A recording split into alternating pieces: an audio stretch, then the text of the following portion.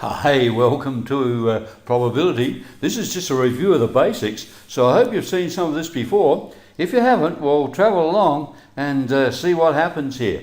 Okay, so let's have a look at the screen.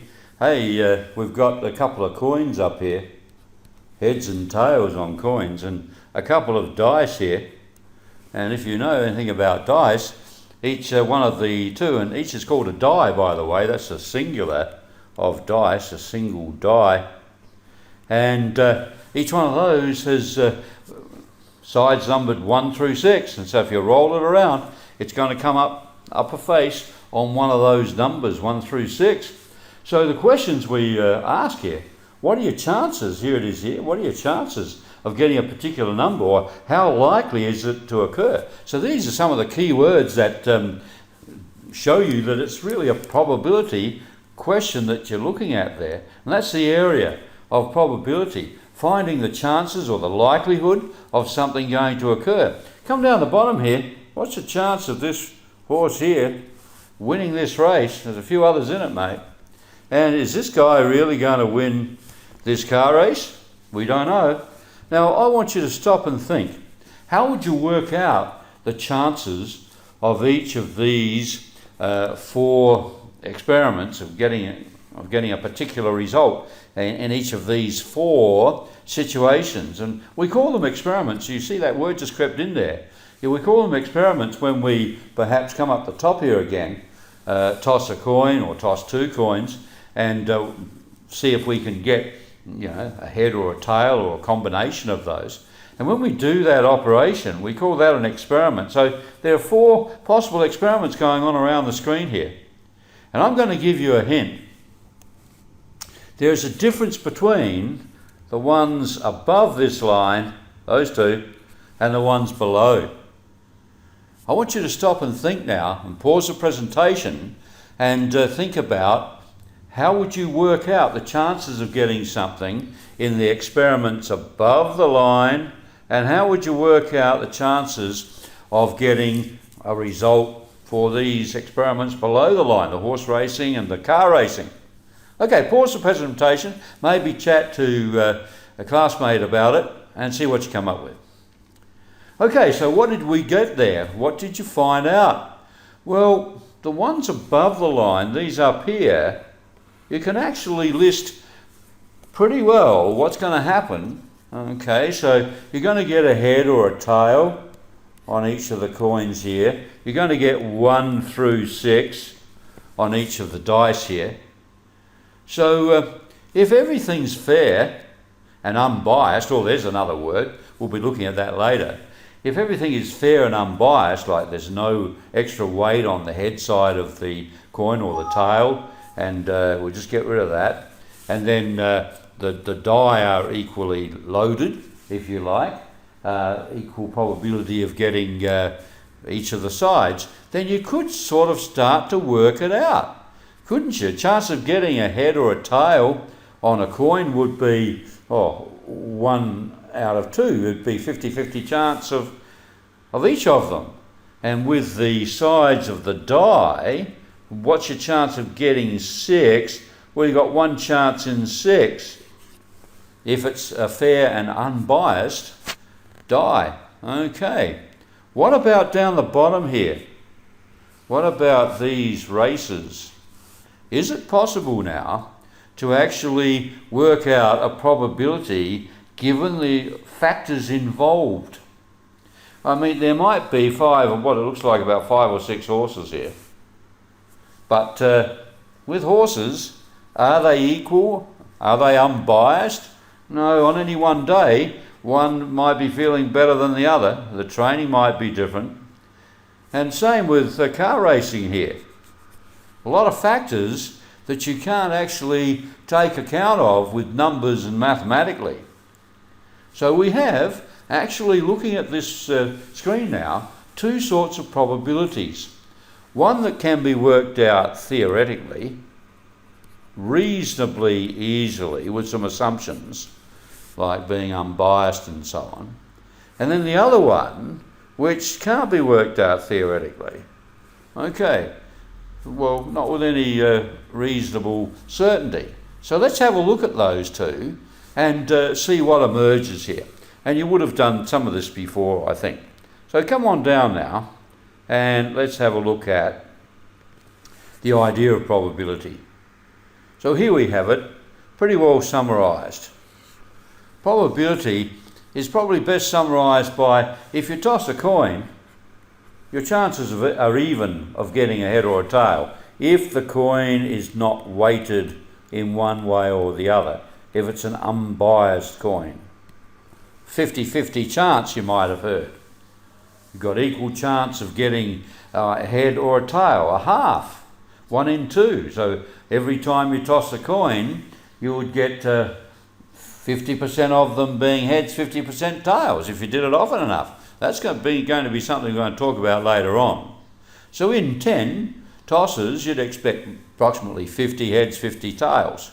5 heads, 5 tails. And in 150 heads, 50 tails. That's your theoretical probability. Okay, and if you're asking for something to come up, like a 7 on a 6-sided die, that's impossible. It doesn't exist, so you've got 0 chance. But if you'll settle for, any number from 1 to 6 on the die, then one of those has to come up, and it's a certainty. The probability is said to be 1 out of 1, or a certainty. So we're working with what? Fractions, or rational numbers. And it's not a bad idea to think of so many chances out of a total.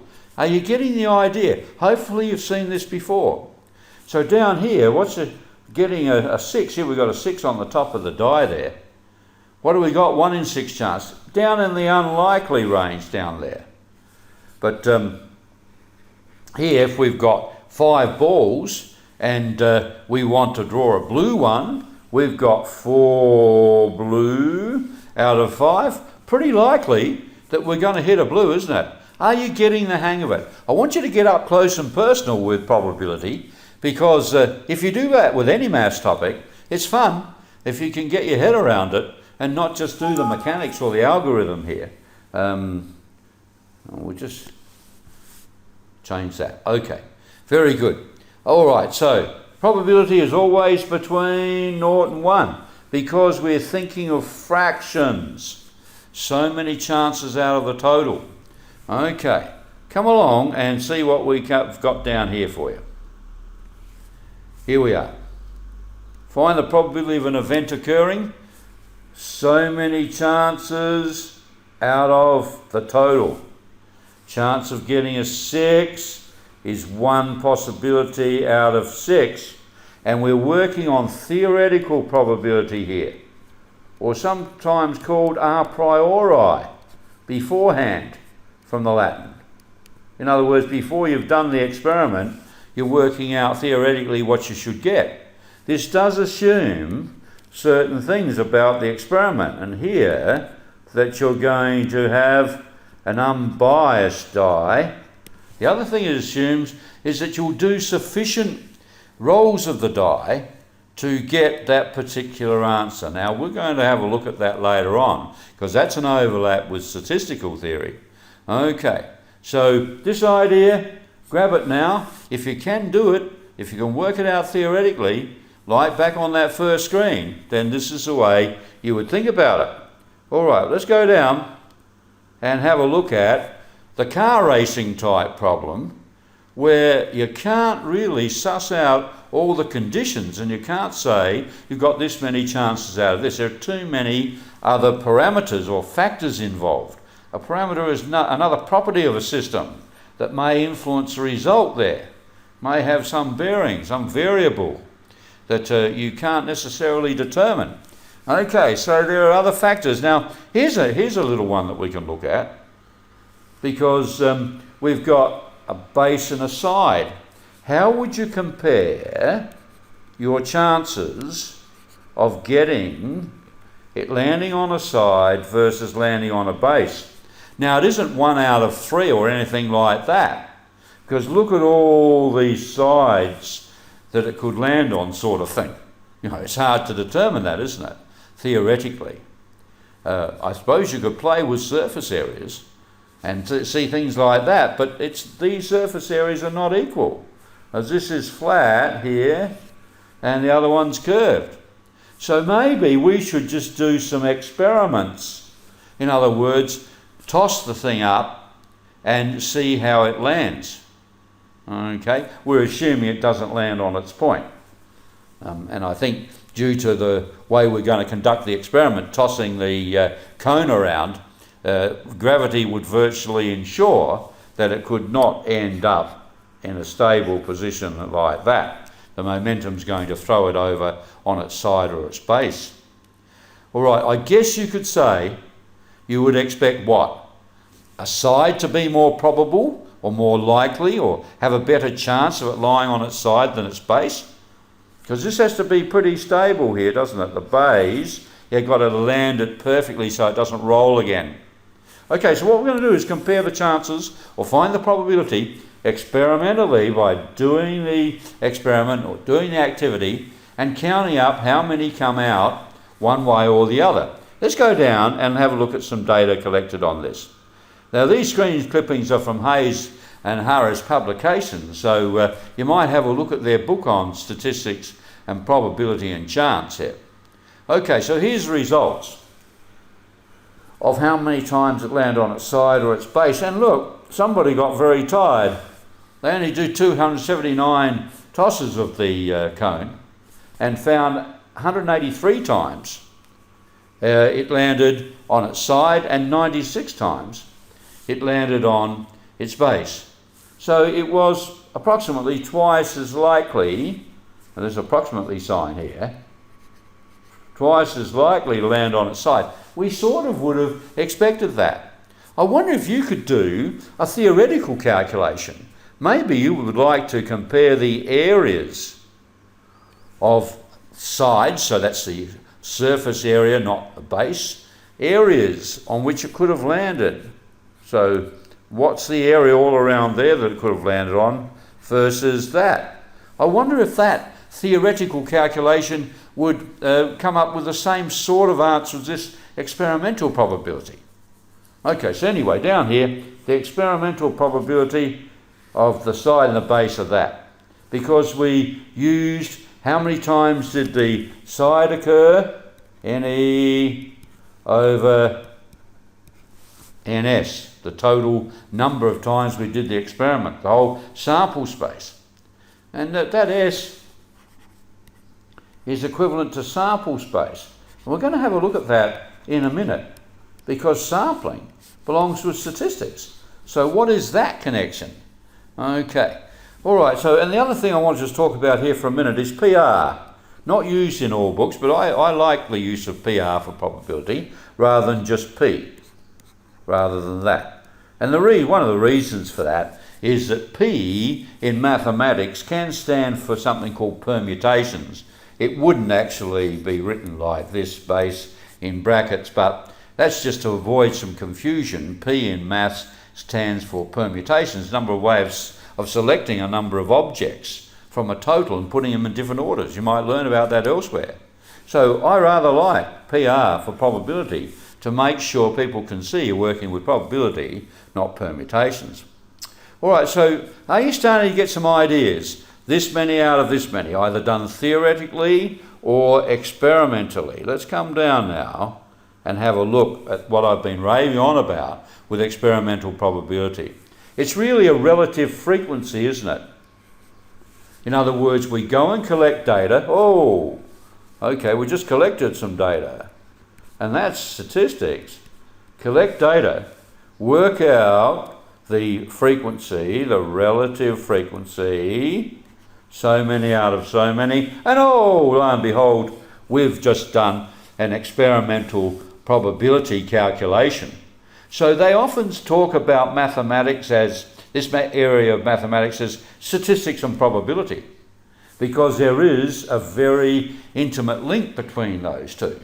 If you gather enough data, you can work out the chances or the fractions lying in each group. And then, of course, you're talking about chances or likelihood of getting that, then you're talking about probability. Okay, and hence when you have here probability of event E is the number of times that occurs in the sample space divided by the total number in the sample space. And either theoretically or empirically or experimentally, or I used another word there, I better come back and talk to you about that. The probability of the event is the number of times it has occurred out of the total number of times you sampled or did the experiment.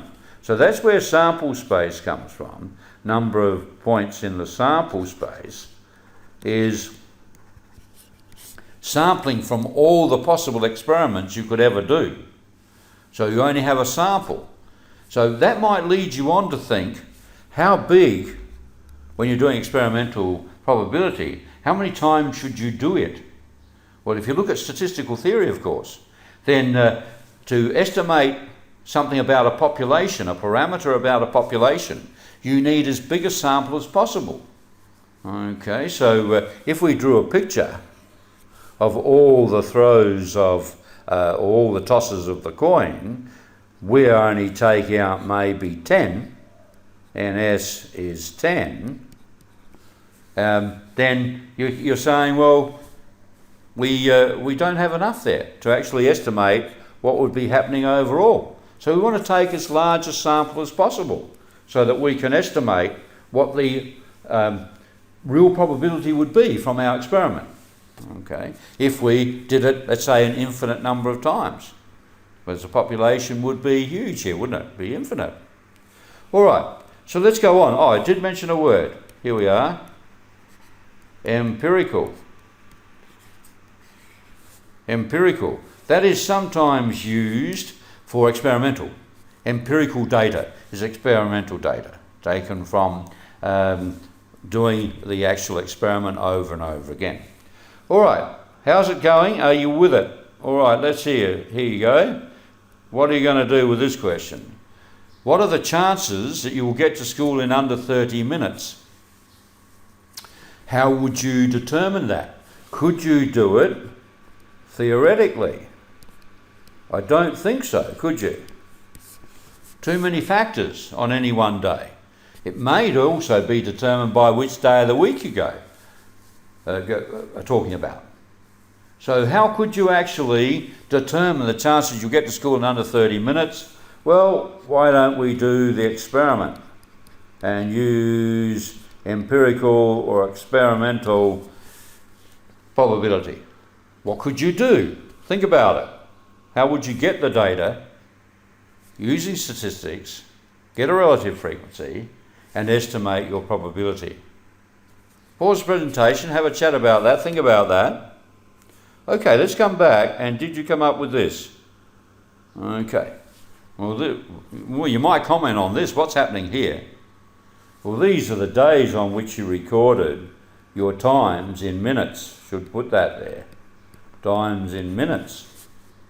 And from that, you could actually work out the probability of getting to school in under 30 minutes. Well, here's how many days? 2, 3, 4, 5 days. Probability of your event experimentally is 5 out of 8. Would you like to comment on the accuracy of that? Okay, pause the presentation and kick it around a bit as to what's wrong with that. What are some of the things that you might improve on there? All right, coming back, well, what's the first thing you look at? Sample space is very small.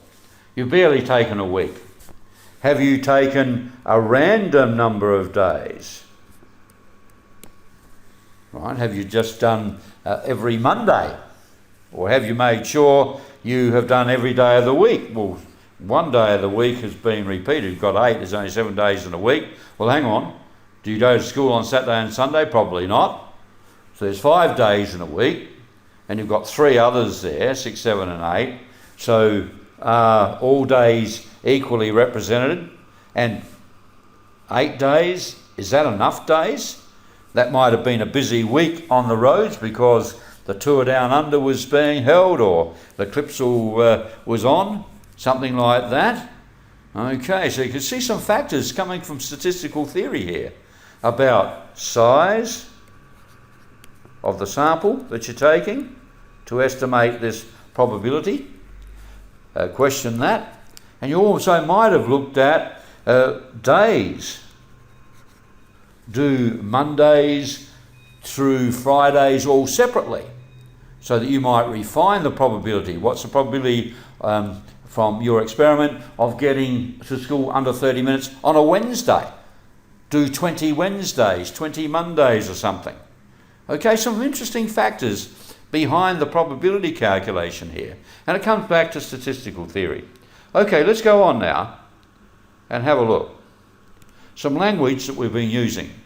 The number of trials, well, we haven't been using this yet, is the number of times an experiment is repeated.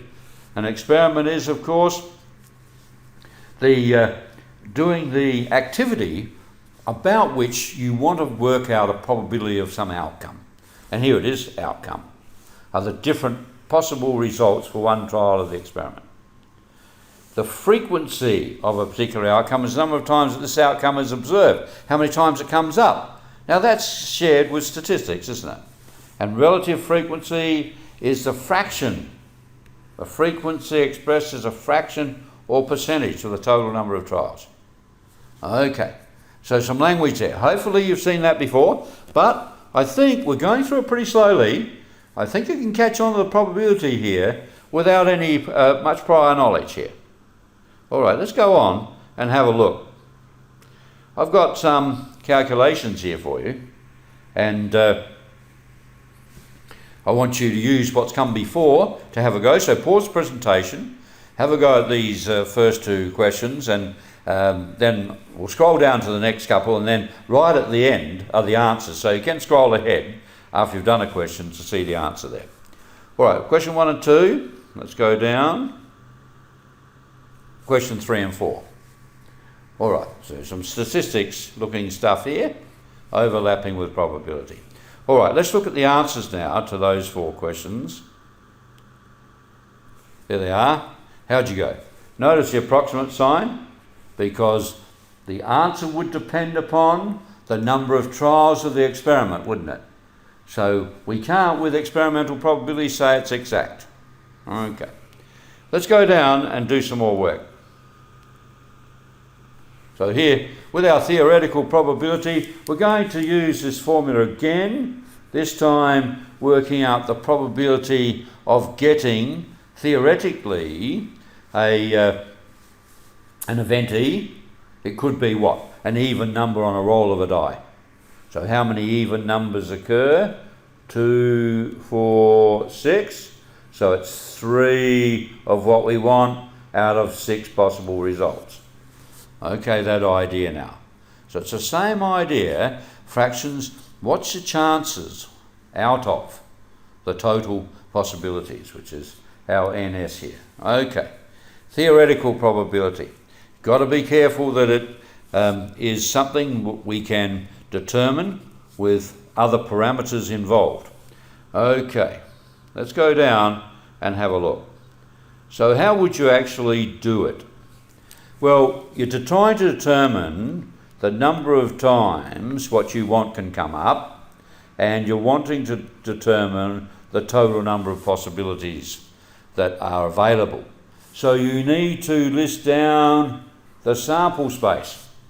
That is, each time you have a trial of the experiment, you're taking a possible outcome out of a total in the sample space. Okay. So, what is the total in that sample space? A random number between 1 and 9.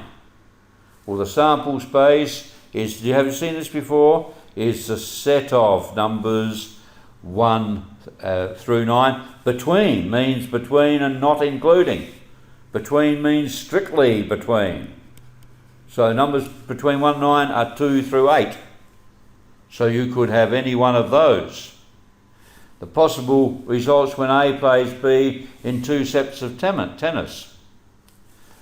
A wins both, A wins the first, B wins the second, B wins the first, A wins the second, B wins both. Okay, so this idea of working out the total number of possible outcomes or NS, is important. Okay, what about the results using a 10 cent, 20 cent and a 5 cent coin? So you've got to have a system. They could all turn up heads. The first two could turn up heads and then a tail. Okay, get the idea? So listing sample spaces is important in theoretical probability.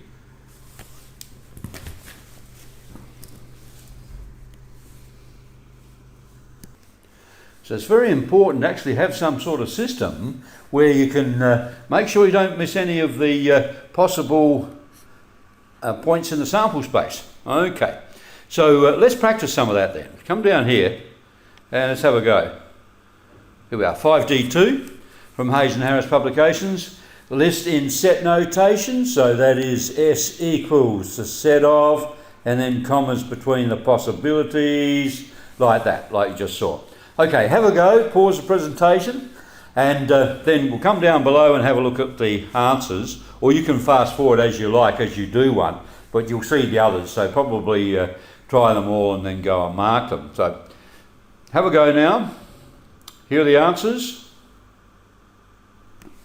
How did you go? Did you get all of them? Particularly when you've got something like this happening, you need to have a system. Okay, so you can see what the system is that they're using. Tail on the last one, then second last, and so on right through. So you cover all the permutations and combinations here. Oh, there's that word again, permutations. Later on, when you do something called the binomial probability distribution, you'll be looking at permutations. How do you work out how many of these there are without actually listing them? Surely maths can do that for you. And that's the area of permutations. And here again as well. All right, so mark your work and let's go on now. Okay. Working out how many possibilities, that is the size of the sample space, using grids. One coin, the first one, second coin. These are all different systems of working out how to actually see the total number of possibilities. So head with a head, that's that point there. Head with a tail on the second coin. And tail with a head, tail with a tail. That's another system. Can you see the problem with the grid? It doesn't allow you to do more than two possible aspects of the experiment, two different things occurring. Okay, so there's our sample space done that way. Bit limiting, grids. Let's see if you can have a go at that as well. Just whiz through here. Question 2. Draw a two-dimensional grid for the two possible things that are happening in this experiment. We've got two things happening. Rolling a die and tossing a coin. Okay, have a go. Pause the presentation. Let's have a look at the answers now. Here's our little grids, A, B and C. They haven't actually listed the sample space, so really the sample space might be something like head 1, head 2, so S equals the set of head 3. Can you see what's going on there? Okay, so we haven't listed them, they've just shown the grid for it. Let's come down and look at part D. There's the D. All right, fairly straightforward there, I think. All right, what's something else we can do? Now, this is a very important one here because this underpins some of the theory for later on, particularly for the binomial probability distribution, where we use tree diagrams. Now, can you see what's happening here? I'll go through it. We're using a tree diagram to illustrate the sample space when tossing a coin twice. So you start off with a dot here. That's your starting point. Then you have, in the first column here, the first thing that you want to list the outcomes for. That's the first toss of the coin. Second toss, and so on.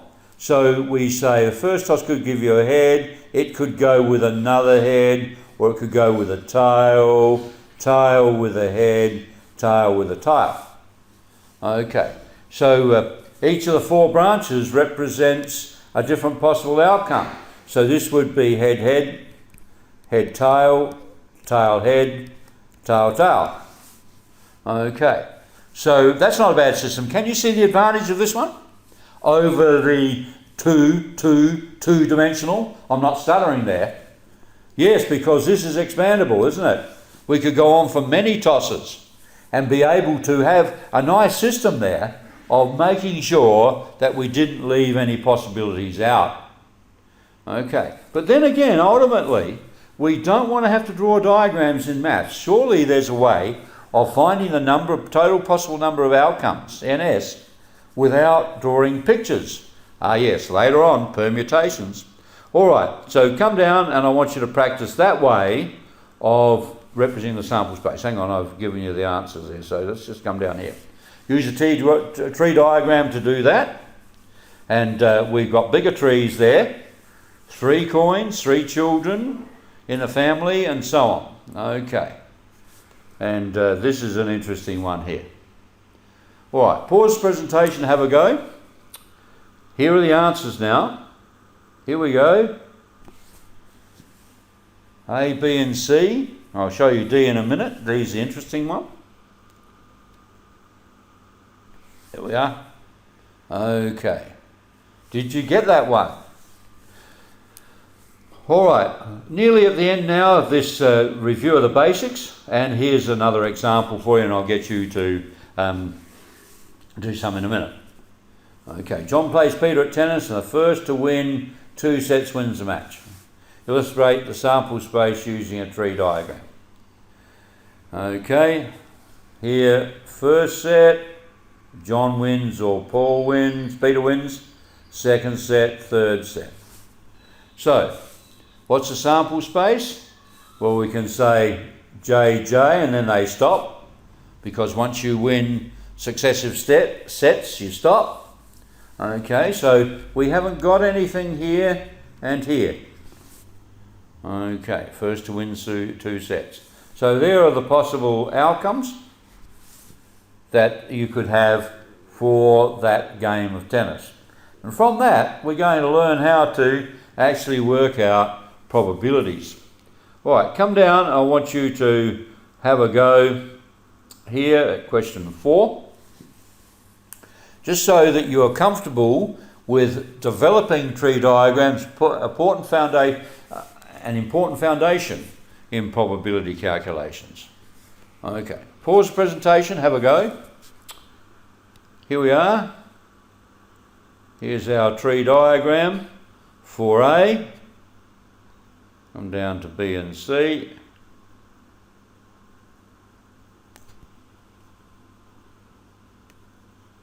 And then D.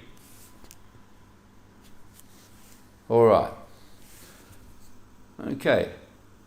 Let's have a look at another example here.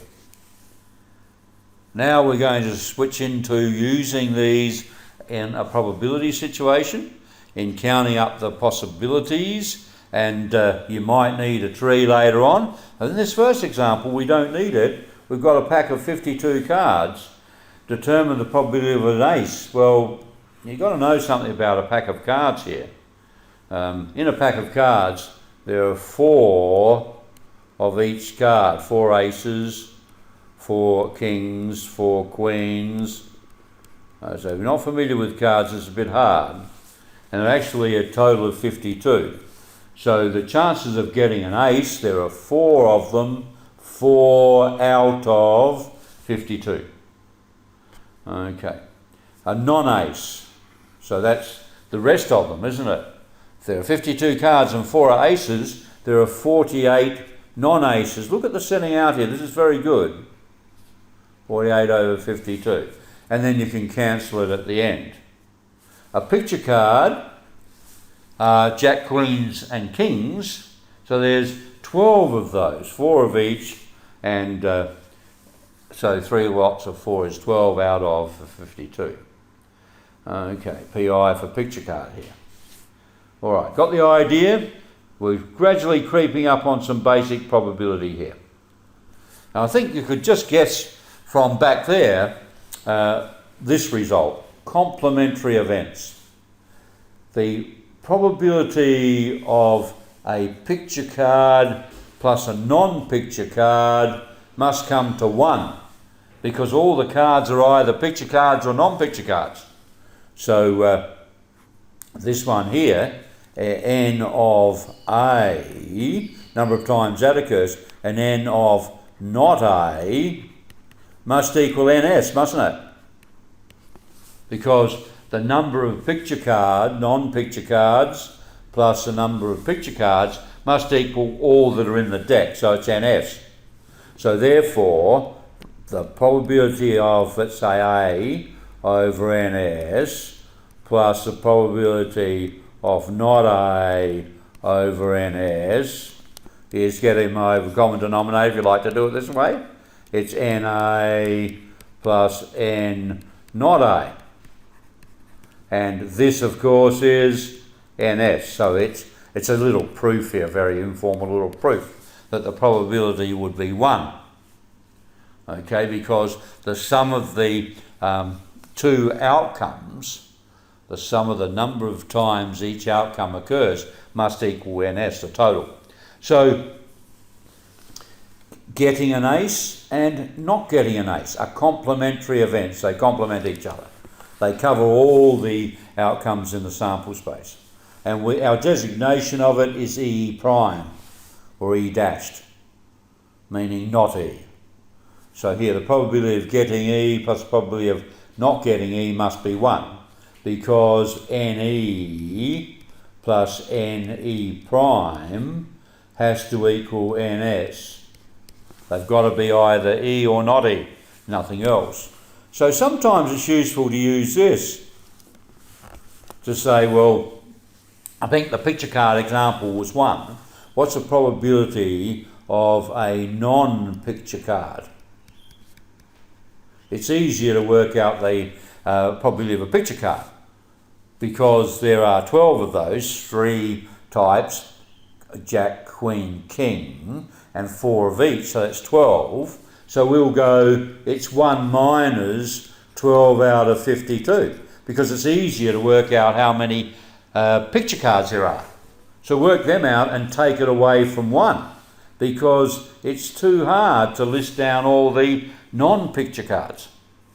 Okay, so sometimes this result can be very powerful in working out the probability of an event where it occurs lots of times. It's hard to work out all the possibilities. So take away the others. Okay, do you get it? Well, come down here. Okay, here's some examples again from Hayes and Harris publications. I'd like you to pause we can't say probability, pause the presentation now and have a go, and then I'll show you, after we scroll through the other ones down here, the answers. Okay, so there's the rest of the problems. There's 7 of them. Let's have a look at the answers now. Okay, there are our answers. Check them. You might try to work them out a couple of different ways, using perhaps the actual event and the complementary event. All right, let's finish off now with just a little section down here using grids. I'm not a great fan of grids because they're not very expandable, and it's got here for sample space is not too large. A 2D grid is very useful, possible outcomes and so on. Okay, so we've got a spinner here, and we've got an unbiased coin as well. Okay, so we've got the spinner results and the coin results. And if there is no bias, so we're assuming these are unbiased, equal opportunity or probability of each one of these occurring, and also with the coin being unbiased. Okay, so they really should have put that, an equal sector spinner. And there's no weight on the 4 or something to pull it down to that side. So both of the devices here should be unbiased, giving equal likelihood to all the outcomes possible there. And then we can work it out. So probability of a head and a 4 is, what's your chance there? A head and a 4 is just this 1. And there are 8 possibilities there. And because neither the die nor the spinner is biased, we're saying they have equal probability. We'll see a bit later on how we've got to adjust that given other factors. All right, so how many head or 4? Well, we'll take any of these, add all the heads, plus the 4 there. There's actually 5. Notice we must not count this one twice. We've counted as part of the head group, that's 4, and there's one other if we'll settle for a head or a 4. Okay, should be coming along nicely. Do you want to do some problems now? Here's just a few little problems. Pause the presentation again and have a go. And we'll just show you the question 3 using a grid. Again, I don't want you to get too dependent on grids. All right, they have a limited usefulness as we go into more difficult probability. All right, here are the answers now. All right, how did you go? I hope you're getting your head around it. Go back and check it. Check it with classmates and your teacher and see what you think. Now that's the first part in our review of basic probability. There's another part coming up. So I hope to catch you then. Cheers for now.